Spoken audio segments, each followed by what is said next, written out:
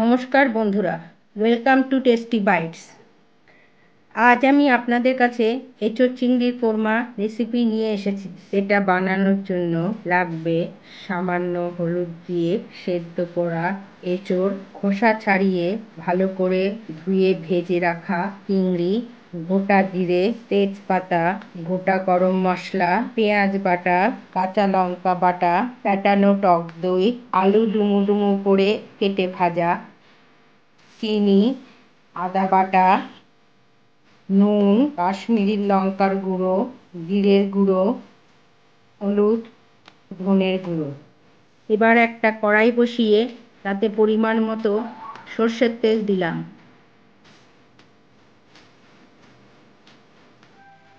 তেলটা গরম হওয়া পর্যন্ত অপেক্ষা করতে হবে। এরপর কড়াইতে জিরে, গরম মশলা ও তেজপাতা ফোড়ন দিয়ে দিলাম। এবার এটা কিছুক্ষণ ভাজবার পর গন্ধ ছাড়তে লাগলে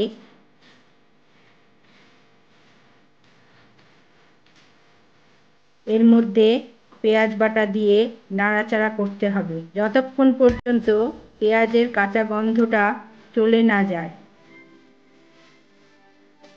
এরপর এতে কাঁচা লঙ্কা বাটা, পরিমাণ মতো আদা বাটা,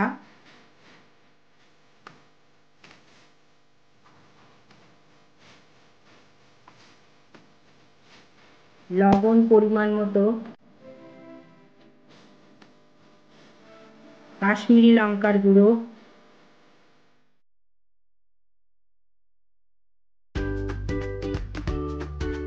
জিরের গুঁড়ো,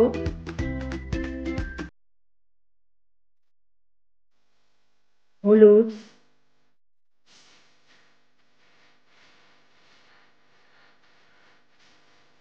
ধনের গুঁড়ো,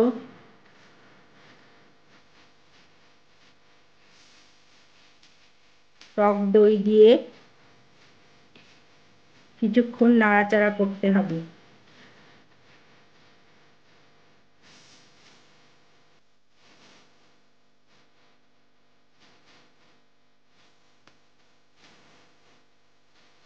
মশলা থেকে তেল ছেড়ে দিলে তাতে ভাজা চিংড়ি, ভাজা আলু দিয়ে আরও কিছুক্ষণ কষতে হবে।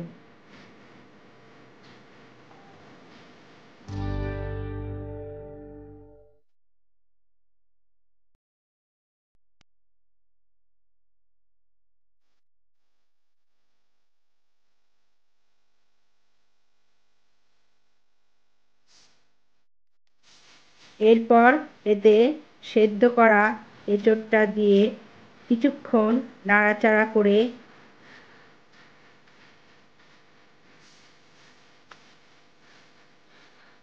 চিনি দিয়ে আরও কিছুক্ষণ নাড়াচাড়া করতে হবে।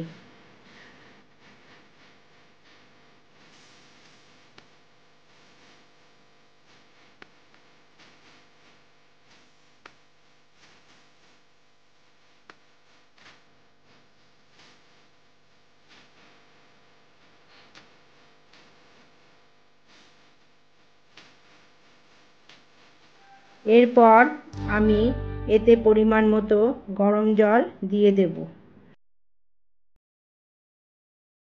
যেহেতু এঁচোড়টা আমার আগেই সেদ্ধ করা আছে, সেই হেতু অল্প করে জল দিতে হবে। জল দেওয়ার পর ঢাকনা দিয়ে 5 মিনিটের মতো রান্না করতে হবে। 5 মিনিট পর আবার ফিরে আসলাম। এবার আমাদের এঁচোড় চিংড়ির কোরমা রেডি।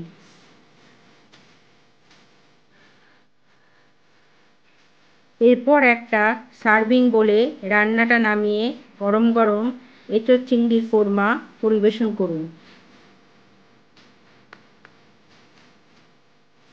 আপনাদের যদি আমার এই রেসিপিটা ভালো লেগে থাকে তাহলে অবশ্যই কমেন্টসে জানাবেন, আর আমার চ্যানেলটাকে সাবস্ক্রাইব করে বেল আইকনটা দাবিয়ে দিতে ভুলবেন না, আর অবশ্যই লাইক ও শেয়ার করবেন।